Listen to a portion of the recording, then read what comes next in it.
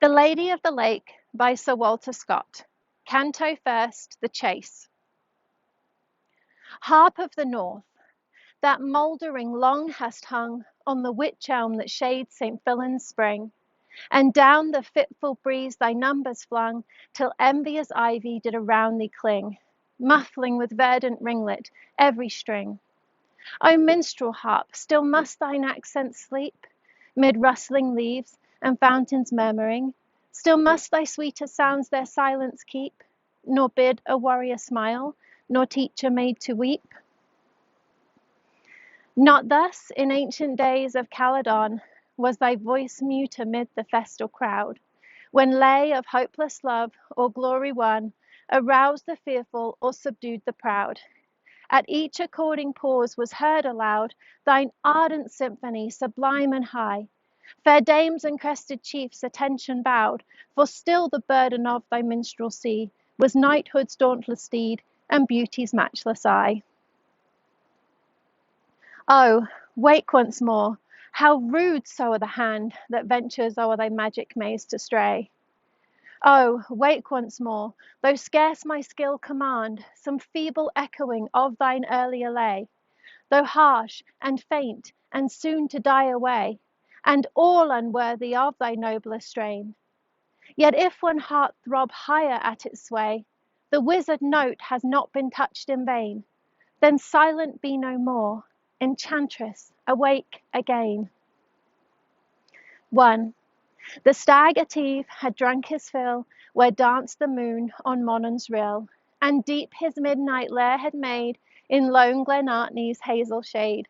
But when the sun, his beacon red, had kindled on Benvolic's head, the deep-mouthed bloodhound's heavy bay resounded up the rocky way, and faint, from farther distance borne, was heard the clanging hoof and horn. 2. As chief who hears his warder call, at arms the foemen storm the wall, the antlered monarch of the waste sprung from his heathery couch in haste. But ere his fleet career he took, the dewdrops from his flanks he shook, like crested leader, proud and high, tossed his beamed frontlet to the sky. A moment gazed adown the dale, a moment snuffed the tainted gale, a moment listened to the cry that thickened as the chase drew nigh. Then as the headmost foes appeared, with one brave bound the copse he cleared, and stretching forward free and far, sought the wild heaths of Uan-Var. 3. Yelled on the view, the opening pack, rock glen and cavern paid them back. To many a mingled sound at once, the awakened mountain gave response. 100 dogs bayed deep and strong, clattered 100 hooves along, their peals the merry horns rung out, 100 voices joined the shout, with hark and hoop and wild halloo, no rest Benvolic's echoes knew. Far from the tumult fled the roe, close in her covert cowered the doe. The falcon from her cairn on high cast on the route a wondering eye, till far beyond her piercing ken the hurricane had swept the glen. Faint and more faint, its failing din returned from cavern, cliff and linn, and silence settled, wide and still, on the lone wood and mighty hill. 4.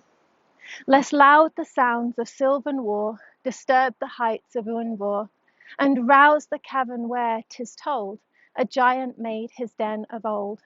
For ere that steep ascent was won, high in his pathway hung the sun, and many a gallant, stayed perforce, was fain to breathe his faltering horse. And of the trackers, of the deer, scarce half the lessening pack was near, so shrewdly on the mountain side had the bold burst their mettle tried. 5. The noble stag was pausing now upon the mountain's southern brow, where broad extended far beneath the varied realms of fair Menteith. With anxious eye he wandered o'er mountain and meadow, moss and moor, and pondered refuge from his toil by far Lochard or Aberfoyle. But nearer was the copsewood grey that waved and wept on Loch Achray, and mingled with the pine trees blue on the bold cliffs of Benvenue. Fresh vigour and the hope returned. With flying foot the heath he spurned, held westward with unwearied race, and left behind the panting chase. 6. 'Twere long to tell what steeds gave o'er as swept the hunt through Cambus moor, what reins were tightened in despair when rose Benledi's ridge in air, who flagged upon Boscastle's heath, who shunned to stem the flooded teeth. For twice that day, from shore to shore, the gallant stag swam stoutly o'er.